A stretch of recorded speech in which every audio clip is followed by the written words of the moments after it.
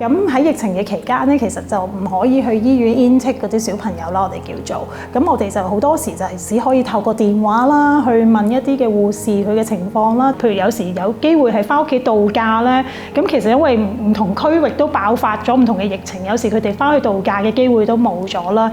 讓家長好好啦，其實佢哋真係會頂住啦。其實好多時小朋友而家轉咗網上授課啦，咁佢哋即係真係未必可以個個姨姨都係好知道呢啲嘅科技係點樣啊，同埋屋企真係未必有一個好穩定嘅 WiFi 啊。我哋啲同事咧咁就做咗好多唔同嘅網上嘅活動啦，去教呢一啲姨姨咧，其實點樣去真係支援小朋友上堂啊，或者其實點樣去教小朋友 submit 一啲功課啊上網。咁其實呢啲都係我哋同事去即係支援家長嘅一個方法咯。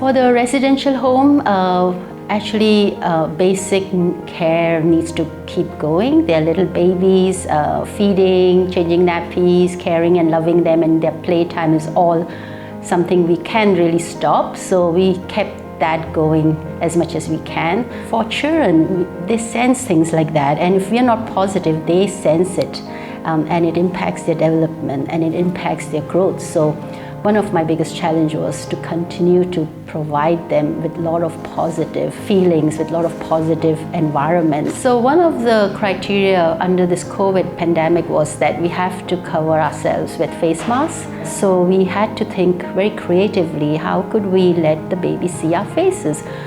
Children learn through imitation, they need to see expression, they learn through using their eyes and looking at mouths.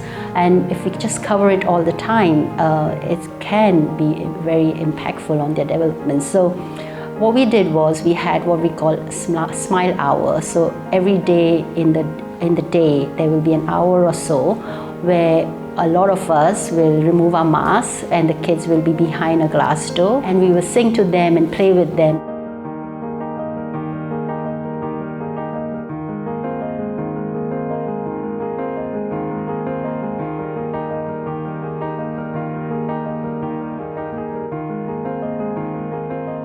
喺疫情期間啦，我哋意外懷孕女孩子嘅熱線啦，其實嗰個嘅數字都有上升嘅，總個案嘅數字咧都有上升。其實我哋都比起舊年嘅狀況，我哋都上升咗27%。我哋有一日咧收到一個熱線嘅電話啦，咁其實係一個男孩子打電話過嚟嘅。咁其實佢就同我哋講，佢有一個朋友啦，其實就係意外懷孕，而佢自己亦都買咗一啲唔安全、唔合法嘅一啲嘅終止懷孕嘅藥物，其實自己喺屋企食咗，咁就係咁流緊血。我哋都係好靠同呢個男孩子喺電話上面同呢個男孩子去商討點樣去要佢哋支援到呢個女孩子。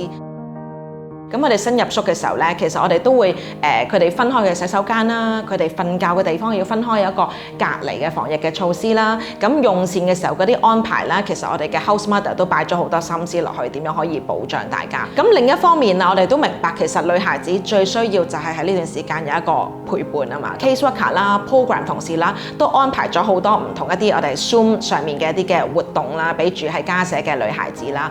特別係咧，我諗最特別嘅其中一個咧，就係我哋都安排咗即係一啲嘅朋輩嘅同路人，即係一啲都有經歷過意外懷孕嘅女孩子，其實佢透過 Zoom 啦，都會分享翻自己嘅本身嗰個經歷。當我哋支援意外懷孕嘅女孩子咧，其實我哋話要有一個我哋成日叫 resilience 即係一個抗逆力。但係我覺得今次喺真係成個疫情嗰個過程裏面咧，同事其實係有好多不確定性，同事都冇放棄。嗰個過程裏面，我哋嘅同事其實係新教咗俾女孩子聽，究竟乜嘢係叫抗逆力，乜嘢係 resilience。Primarily, we serve children into families and support them and their families for their lifelong journey of adoption. It was a big relief to see more people applying for adoption, and then we were happily faced with the challenge of what do we do with all these applications. One of the toughest challenges in thinking about the children waiting for adoption is making sure that we reduce delay wherever possible. Where we knew that the civil service had to reduce, there was working from home, so we definitely could not suspend.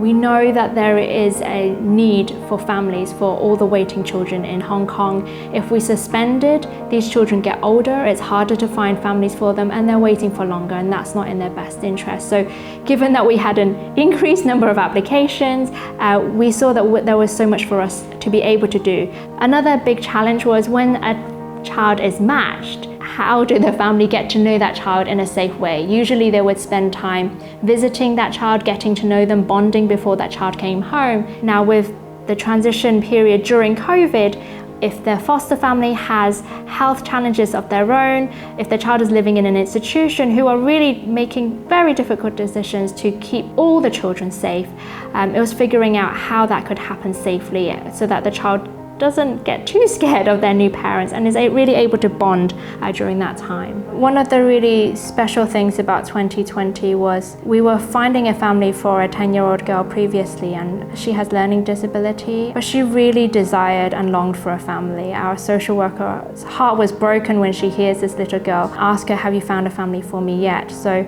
in the midst of all the challenges globally of 2020, to know that a family has come forward to adopt this little girl just brings us such hope.